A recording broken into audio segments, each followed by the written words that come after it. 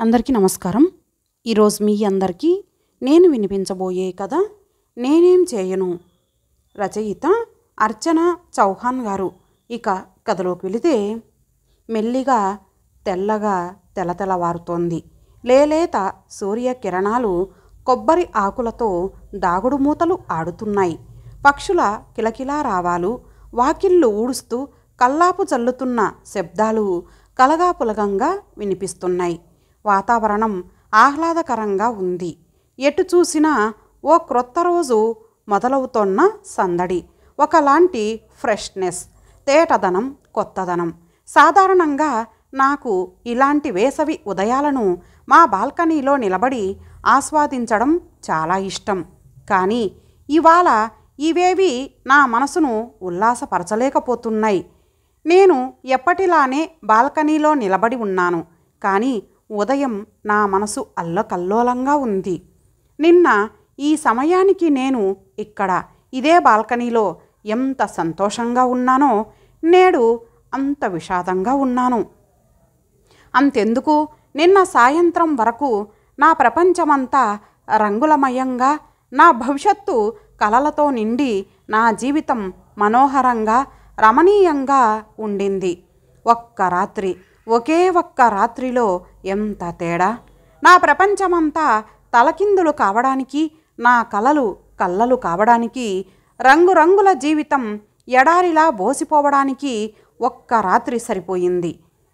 నా వల్లంతా రగలిపోతున్నట్లుగా, మనసంతా చికాకుతో చింపిరవుతున్నట్టుగా, మెదడులోని నరాలు చిట్లిపోతున్నట్లుగా ఏదోగా ఉంది. అది ఆవేశమో, మరి అవమానమో, మరి ఆవేదనో, ఏదైతేనేం నన్ను చీల్చేస్తోంది. ఏం చెయ్యాలో తెలియని నిస్సహాయత, అయినా ఏదైనా చేసేయాలన్న తపన. నన్ను నేను మసి చేసుకోనా, లేక లోకాన్నే తగలెట్టనా? అర్థం కాని డైలమా. ఎవరినైనా చంపేయాలన్నంత కసి. ఇలాంటి ఆలోచనలు వచ్చే స్థితికి దిగజార్చగల విషాదం ఒక మనిషికి సాధ్యమా అనిపించేది నిన్నటి వరకు. అసలు జీవించాలి అని కోరిక కలగడానికి సరిపడా ఆనందం నిజంగా సాధ్యమా అనిపిస్తోందిప్పుడు. జీవితంలో బాధలుండనిది ఎవరికి? కానీ ఒక్కసారిగా అంతులేని ఆనందాన్నిచ్చి వెనువెంటనే అంతులేని దుఃఖాన్నివ్వడం న్యాయమేనా? దుఃఖం తర్వాత సుఖాన్ని భరించడం సులభం, కానీ సుఖం తర్వాత దుఃఖాన్ని భరించడం చాలా కష్టం. ప్రస్తుతం నేను అలాంటి దుఃఖాన్ని భరించడానికి విశ్వ ప్రయత్నం చేస్తూ ఉన్నాను. అదేమిటో మరి నాకు ఏడుపు కూడా రావట్లేదు. మనసులో మాత్రం కరువుదీరా ఏడవాలనుంది. కసి కొద్దీ నా తలను బాదుకోవాలనుంది. గట్టిగా గొంతు చించుకొని హిస్టీరికల్గా అరవాలనుంది. అయినా నేను ఏమీ చేయట్లేదు. పైకి చాలా కామ్గా బాల్కనీ గోడకి చేతులాంచి నిశ్చలంగా నిల్చొని ఉన్నాను, ఆలోచిస్తున్నాను. నా మదిలో పదే పదే కావ్య చెప్పిందే తిరుగుతోంది. తను నాకా విషయం చెప్పకుండా ఉంటే బాగుండేది. పోనీ నేనైనా ఆమెని బలవంత పెట్టకుండా ఉంటే బాగుండేది. కనీసం నేను కావ్యని నమ్మకుండా ఉన్నా బాగుండేది. కానీ ఏం చేస్తాం, నిజం నిప్పులాంటిదంటారు. నాకు నిప్పుల మీద నడవాలని మోజు పుట్టి కావ్యని బలవంత పెట్టాను. ఆమె చెప్పింది విన్నాను, నమ్మాను. ఇప్పుడు బాధపడుతున్నాను. ఏం లాభం? గతం నాకు గుర్తు రావట్లేదు, భవిష్యత్తు స్ఫురించడం లేదు, వర్తమానంలో తక్షణ కర్తవ్యం అర్థం కావడం లేదు. నేనేం చేయను? వెనుకేదో శబ్దమైతే తిరిగి చూశాను. కావ్య కాఫీ కప్పులతో నిలబడి ఉంది. నిద్రలేమి వల్లనో, మరి రాత్రంతా ఏడ్చినందువల్లనో ఆమె కళ్ళు ఎర్రబారి ఉబ్బి ఉన్నాయి. మౌనంగా కాఫీ అందుకొని సిప్ చేస్తున్నాను. 2 క్షణాల తర్వాత కావ్య మెల్లగా అడిగింది, అక్క, నీ నిర్ణయం ఏంటి అని. నేను ఉలిక్కిపడ్డాను. కావ్య నన్నే చూస్తోంది. నా నిర్ణయంలో మార్పు లేదు. జాగ్రత్తగా అక్షరాలు కూడబెట్టుకొని చెప్తున్నట్లు చెప్పాను. అంటే? కావ్య సందేహంగా అడిగింది. అంటే నా పెళ్ళి అనుకున్న ప్రకారంగానే జరుగుతుంది అన్నాను. కావ్య కళ్ళు ఆశ్చర్యంతో విచ్చుకున్నాయి. ఊహించని సమాధానం అనుకుంటా. అక్క, నువ్వు నన్ను నమ్మట్లేదా? బేలగా అడిగింది. ఆ క్షణంలో ఆమె మొహం ఎర్రగా కందిపోయింది. నేను ఆమెకేసి సూటిగా చూశాను. అలా కూర్చో అన్నాను. తను అక్కడే ఉన్న కేన్ చైర్లో కూర్చుంది. నేను కూర్చున్నాను. చూడు కావ్య, ఇక్కడ నేను నిన్ను నమ్మానా లేదా అన్నది కాదు సమస్య. ఇప్పుడు ఇంత దూరం వచ్చాక నేను ఈ పెళ్ళిని ఎలా ఆపుచేయను అన్నది సమస్య. పెళ్ళాపాలంటే అమ్మ వాళ్ళకి సంగతి చెప్పాలి. అది నీకిష్టమేనా? ఊహు, అమ్మ వాళ్ళు తట్టుకోలేరు. కావ్య తల అడ్డంగా ఊపింది. పోనీ నేను పెళ్ళి మానుకుంటాను, నువ్వు చేసుకుంటావా? నాకు అప్పుడే ఆ ఆలోచన తట్టింది. ఆత్రుతగా అడిగాను. కావ్య చువ్వున తలెత్తింది. ఆమె కళ్ళలో అవమానంతో కూడిన మెరుపు. అసలే కంది ఉన్న మొహం మరింత ఎర్రబారి ఉంది. అది ఎలా సాధ్యం అంది. అవును, ఎలా సాధ్యం? నాకు పిచ్చి పట్టినట్టుంది. మరేం చేయమంటావు? నాకు చిర్రెత్తుకొచ్చింది. ఇంతలో కావ్య అని అమ్మ పిలుపు వినిపించింది. కావ్య లేచి, అక్క, ఈ విషయం ఎవరితోనూ ప్రస్తావించకు ప్లీజ్. నా ఈ అవమానాన్ని నేను మర్చిపోదలుచుకున్నాను అంది. నేను ఆశ్చర్యంగా ఏదో అనేంతలో అమ్మ మళ్ళీ కావ్య అంటూ కేక పెట్టింది. కావ్య నా వైపు ఒక భావపూరితమైన చూపు విసిరి విభూ భావతో కూడా అనేసి వెళ్ళిపోయింది. నేను లేచి మళ్ళీ బాల్కనీ గోడ మీద చేతులాంచి నిలబడ్డాను. కావ్య అన్న పేరు నా చెవుల్లో మార్మోగుతోంది. విభూబావ. పూర్తి పేరు వైభవ్. స్వయాన నా మేనత్త కొడుకు, నా కాబోయే భర్త. చిన్నప్పటి నుంచి నా బెస్ట్ ఫ్రెండ్. వయసు వచ్చాక నవ్య యు ఆర్ మై లైఫ్ అన్న నా బాయ్ ఫ్రెండ్. సెలవులు దొరికితే చాలు మా ఊరు వచ్చేసి రోజుల తరబడి గడిపేసేవాడు. నాన్నెప్పుడు తనకి కొడుకులు లేరని బాధపడలేదు. నాకు కొడుకైనా అల్లుడైనా విభూయే అని అందరితో గర్వంగా చెప్పుకునేవారు. అసలు విభూ ఈ కాలంలో పుట్టాల్సిన వాడు కాదు. అంతంత చదువులు చదివినా వాడికెంత అనకువ. నవ్య, నువ్వు అదృష్టవంతురాలివే అని అమ్మ ఎప్పుడూ ఒకటే పొగడ్తా. నేను మాత్రం నాకింతటి అందమైన గుణవంతుడైన బావ ఉన్నాడని మురిసిపోలేదు. 6 అడుగుల ఎత్తుండి ఉంగరాల జుట్టుతో, పసిమి ఛాయతో, కండరాలు తిరిగిన శరీరంతో సినిమా హీరోలా ఉంటాడు Vaibhav. Super fast, super intelligent computer engineer. చామన ఛాయ రంగుతో ఒక మోస్తరుగా సీదాసాదాగా ఉండే నన్ను పెళ్లి చేసుకుంటానని అతను ఒప్పుకోవడం, నా కోసం కాలేజీకి రావడం చూసి నా ఫ్రెండ్సు ఆశ్చర్యపోయేవారు. మా ఇంట్లో నేను నాన్న పోలికలతోనూ, కావ్య అమ్మ పోలికలతోనూ పుట్టాము. నేను నాన్నలానే సన్నగా, నా మాటల్లో చెప్పాలంటే పీలగా రివటలా ఉంటాను. నాజుగ్గా ఉంటానట. ఏమో నాకనిపించదు. మా కావ్యను చూడండి, తెల్లగా, బొద్దుగా, ముద్దుగా ఉంటుంది. నాకంటే 4 ఏండ్లు చిన్నదైనా అలా అనిపించదు. చక్కని ముఖవర్చస్సు, నల్లటి ఉంగరాల జుట్టు, అందమైన పెద్ద పెద్ద కళ్ళుండి అందంగా ఉంటుంది. నా 21 ఏళ్ల జీవితంలో నేను కావ్య లాంటి అందగత్తెని చూడలేదు. మమ్మల్ని అక్కచెల్లెళ్ళంటే ఎవరూ నమ్మరు. చిన్నప్పటి నుంచి ఈ పోలికలతో విసిగిపోయాను. అందుకేనేమో నాలో ఇన్ఫీరియారిటీ కాంప్లెక్స్ పెరగనీయకుండా అప్రయత్నంగానే, నాకు తెలియకుండానే నేను వల్లమాలిన ఆత్మవిశ్వాసం, అంతులేని స్వాభిమానం పెంపొందించుకున్నాను. నా ఈ గుణమే విభూబావకు చాలా ఇష్టం. నవ్య, బాహ్య సౌందర్యం ముఖ్యం కాదు. Beauty is just skin deep. మనిషి మనస్సు, స్వభావం అందంగా ఉండాలి. నీ అందమైన స్వభావం, ఆకర్షణీయమైన వ్యక్తిత్వం నాకు చాలా ఇష్టం. నా దృష్టిలో నీ అంత అందమైన అమ్మాయి లేదు అనేవాడు ఎప్పుడు. నేను పిచ్చిదానిలా అతని మాటలు నమ్మాను. కానీ అతని అందమైన మాటల వెనుక విషం దాగుందని నాకేం తెలుసు? అమాయకమైన ఆ మొహం వెనుక రాక్షసుడు దాగి ఉన్నాడని నాకేం తెలుసు? వారం కిందట అమ్మమ్మ ఆరోగ్యం ఉన్నట్టుండి పాడవడంతో అంతా కంగారు పడిపోయారు. మనవడి పెళ్లి చూసి ఆ తర్వాత తను పోయినా పర్లేదు అని ఆవిడ పట్టుబట్టడంతో సడన్గా ముహూర్తాలు పెట్టేశారు. నాకు, విభూబావకి మరో 2 రోజుల్లో పెళ్ళి. కాలేజీ తరపున నార్త్ ఇండియా టూర్కి వెళ్ళిన కావ్యకి ఈ విషయం నిన్న టూర్ నుంచి తిరిగొచ్చేదాకా తెలీదు. పెళ్లి మాట వినగానే ఆమె మొహం మ్లానమయ్యింది. ఇంట్లో అంతా సందడిగా తిరుగుతుంటే తను మాత్రం మౌనంగా కూర్చుండిపోయింది. ఆమె ఏదో షాక్లో ఉండిపోయినట్టు అనిపించింది. ఆ రియాక్షన్ని నేను మాత్రమే పసిగట్టాను. నిన్న రాత్రి ఎక్కడి వాళ్ళక్కడ సర్దుకున్నాక అమ్మ నన్ను పిలిచి మెల్లగా కావ్యనేమైనా అన్నావా అని అడిగింది. లేదు. ఎందుకు?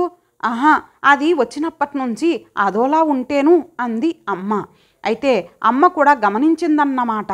నాకు కూడా సంగతేంటో తెలుసుకోవాలి అనిపించింది. నేను పైకి వచ్చి చూస్తే కావ్య గదిలో లేదు.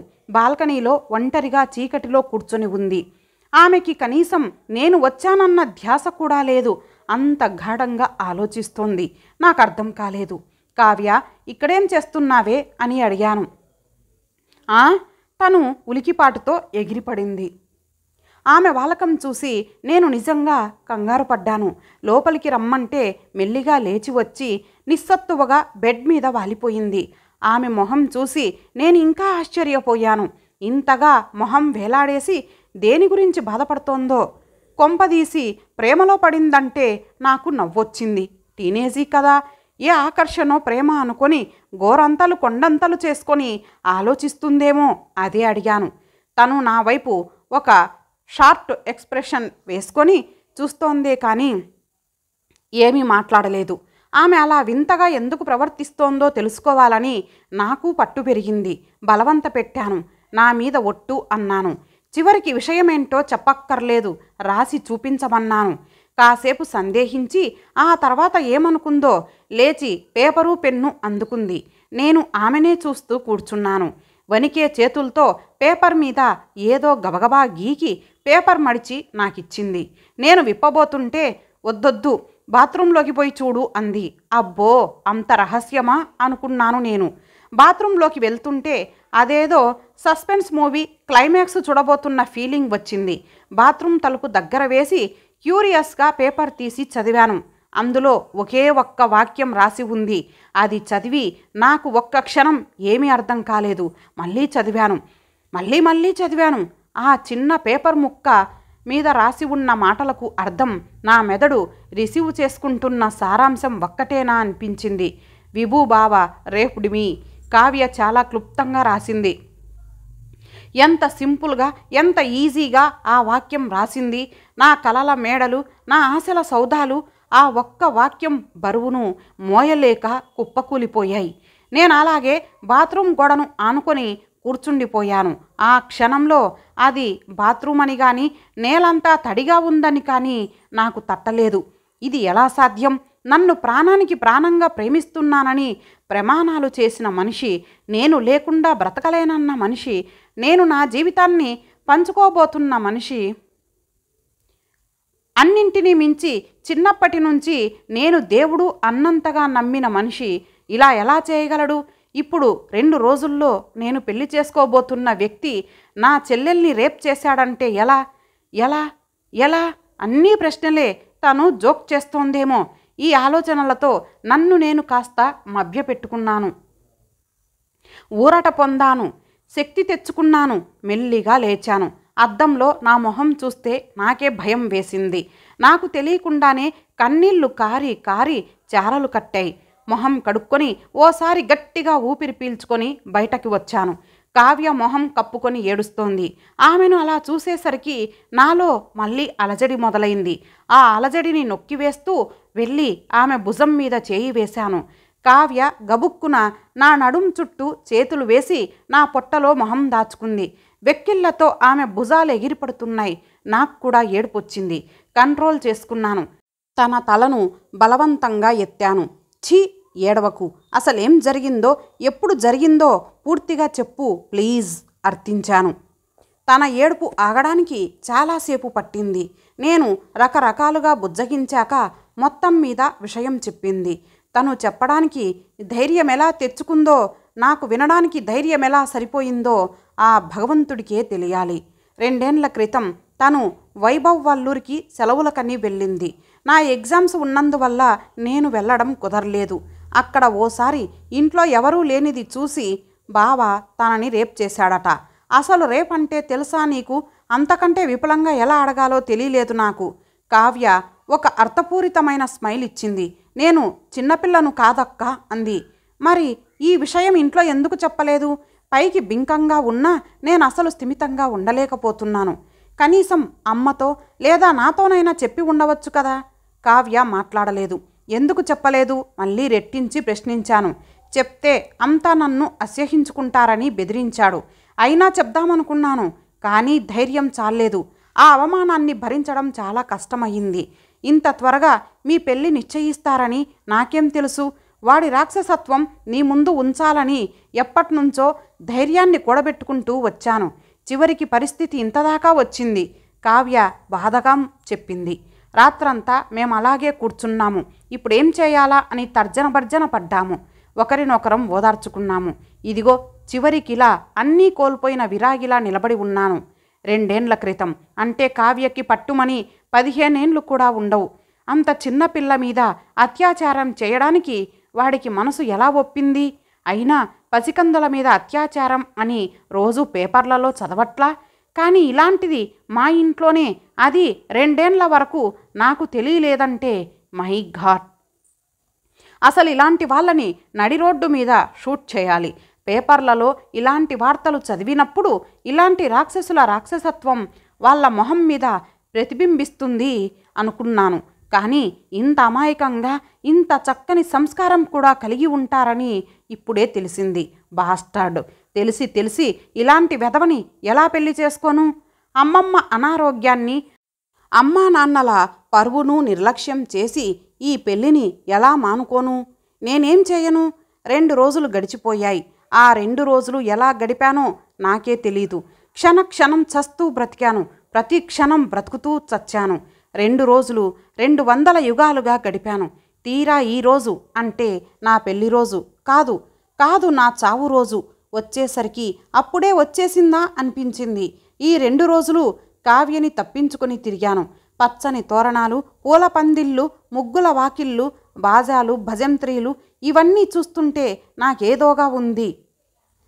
ఆ బ్లాక్నెస్ని ఎలా వర్ణించాలో తెలియట్లేదు. బలి పశువులా నన్ను పెళ్లి కూతుర్ని చేస్తుంటే నిర్లిప్తంగా కూర్చుండిపోయాను. వైభవ్ చాలా వైభవంగా పందిట్లో కూర్చొని ఉన్నాడు. అతన్ని చూసేసరికి నాకు కడుపులో తిప్పినట్లయింది. లేచి పారిపోవాలని చెప్తున్న మనసును సంభాళించుకున్నాను. ఉరితాడు లాంటి పసుపుతాడుని నోరు మెదపకుండా కట్టించుకున్నాను. తలంబ్రాలలో నా కసినంతా కలబోసి పోశాను. చూసే వాళ్ళకి నేను చాలా ఉత్సాహంగా కనిపించి ఉండవచ్చు. మొత్తానికి పెళ్లి తతంగం ముగిసింది. సాయంత్రం వేళ నన్ను ముస్తాబు చేస్తూ నా ఫ్రెండ్స్ అంతా ఆట పట్టిస్తున్నారు. కావ్య నన్ను మౌనంగా చూస్తోంది. బహుశా ఆమె నన్ను దోషిలా భావిస్తుందేమో, కానీ తనకి నా తత్వం సరిగా తెలిసినట్టు లేదు. నేను తెలిసి ఎవరికీ ద్రోహం తలపెట్టను. నాకు ద్రోహం చేసిన మనిషిని ఊరికే వదిలేయను. మరి నన్ను, నా చెల్లెల్ని ఇంత మెంటల్ టార్చర్కి గురిచేసిన వైభవ్ని ఊరికే వదిలేస్తానా? మల్లెల గుమగుమలు, అగరొత్తుల వాసనలు గుప్పున వచ్చి నా ముక్కు పుటాలను తాకాయి. నన్ను గదిలో తోసి వాళ్ళు బయట గడియ పెడుతున్న శబ్దం. రానవ్య. బావ నా చేయి పట్టుకున్నాడు. నాకు ఒంటి మీద తేళ్ళు జెరులు పాకినట్లయింది. ఎంత వద్దనుకున్నా వణుకు ప్రారంభమయ్యింది. గబాల్ల మంచం మీద కూర్చున్నాను. ఇవాళ ఎంత అందంగా ఉన్నావో తెలుసా? వెతవ కామెంట్ ఒకటి విసిరాడు.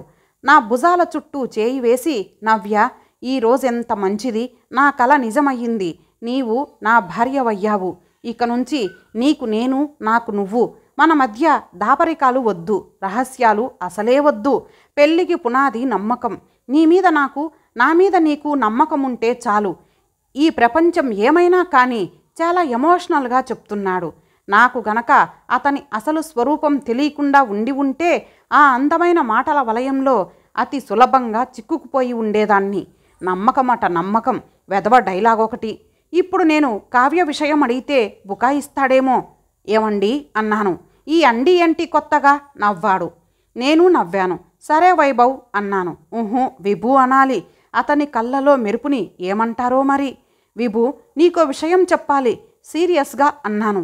చెప్పు. క్యూరియస్గా చూస్తున్నాడు.